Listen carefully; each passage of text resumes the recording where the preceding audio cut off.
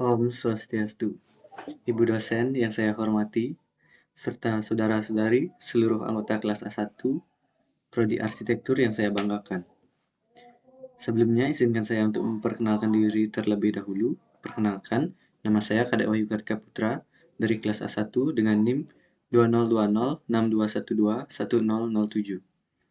Baik, di sini saya akan membawakan materi yaitu organisasi, bentuk, dan ruang. Nah, langsung saja. Beberapa bangunan memiliki sebuah ruang yang menyendiri. Biasanya bangunan-bangunan ini terdiri dari sejumlah ruang yang terhubung satu sama lain melalui fungsi kedekatan atau jalur pergerakannya. Nah, selanjutnya terdapat hubungan-hubungan spasial.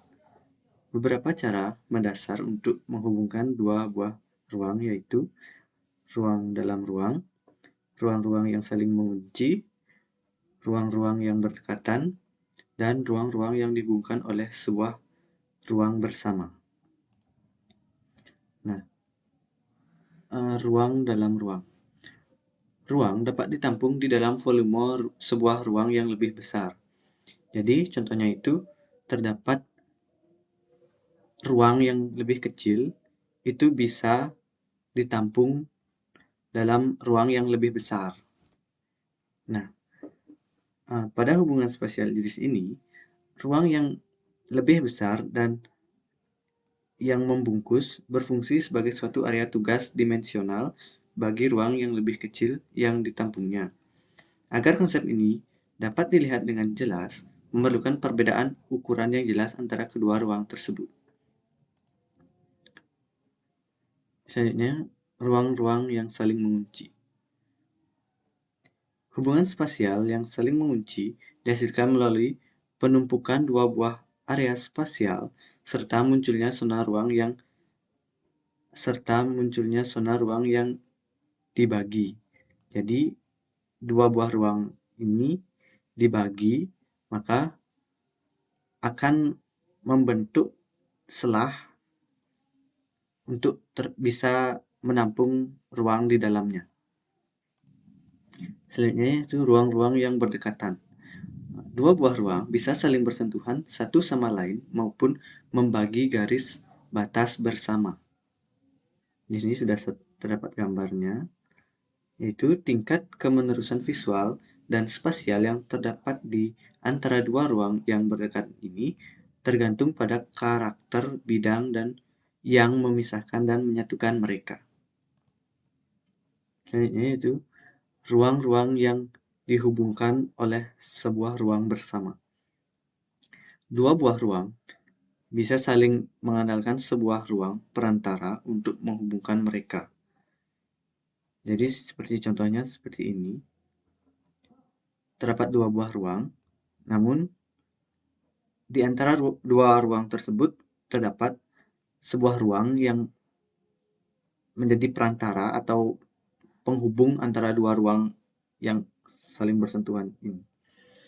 Nah, kaitan visual dan spasial antara kedua ruang tersebut tergantung pada karakter ruang ketiga tempat mereka membagi ikatan. Nah, selanjutnya terdapat organisasi-organisasi spasial.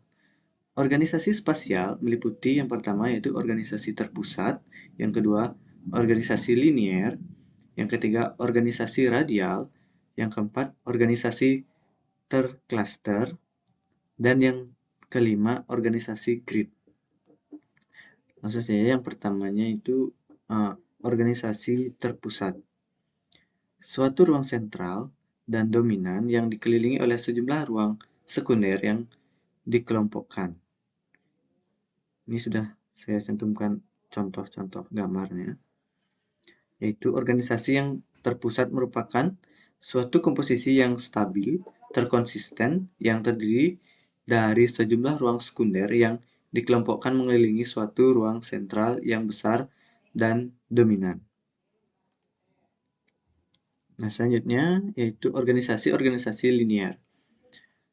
Sebuah sekuan linier, ruang-ruang yang berulang. Ini sudah saya tunjukkan gambar juga, yaitu sebuah organisasi linier biasanya terdiri dari ruang-ruang berulang yang ukuran, bentuk, dan fungsinya serupa. Ia juga dapat terdiri dari sebuah ruang linier yang tunggal yang mengorganisir serangkaian ruang yang berbeda ukuran, bentuk, atau fungsi di sepanjang sisinya.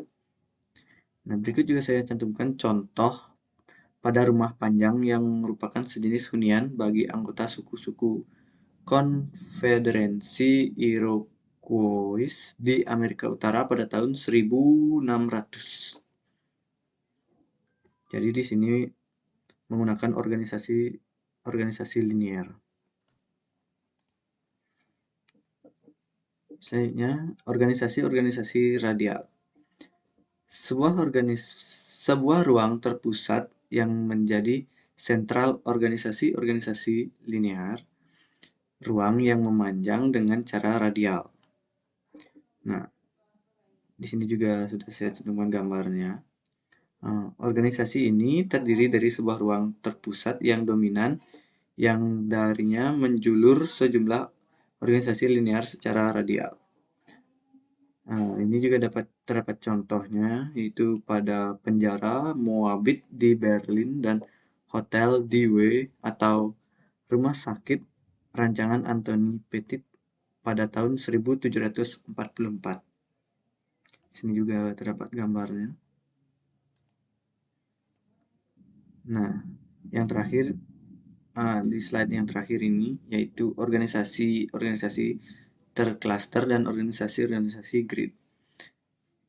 Organisasi-organisasi tercluster yaitu ruang-ruang yang dikelompokkan melalui kedekatan atau pembagian suatu tanda pengenal atau hubungan visual bersama, contohnya pada Fatehpur Sikri, Kompleks Istana Akbar Kaisar Mughal Agung India. Di sini terdapat gambarnya. Dan yang terakhir yaitu organisasi-organisasi grid. Ruang-ruang yang diorganisir di dalam area sebuah grid, struktur atau rangka kerja tiga dimensi lainnya.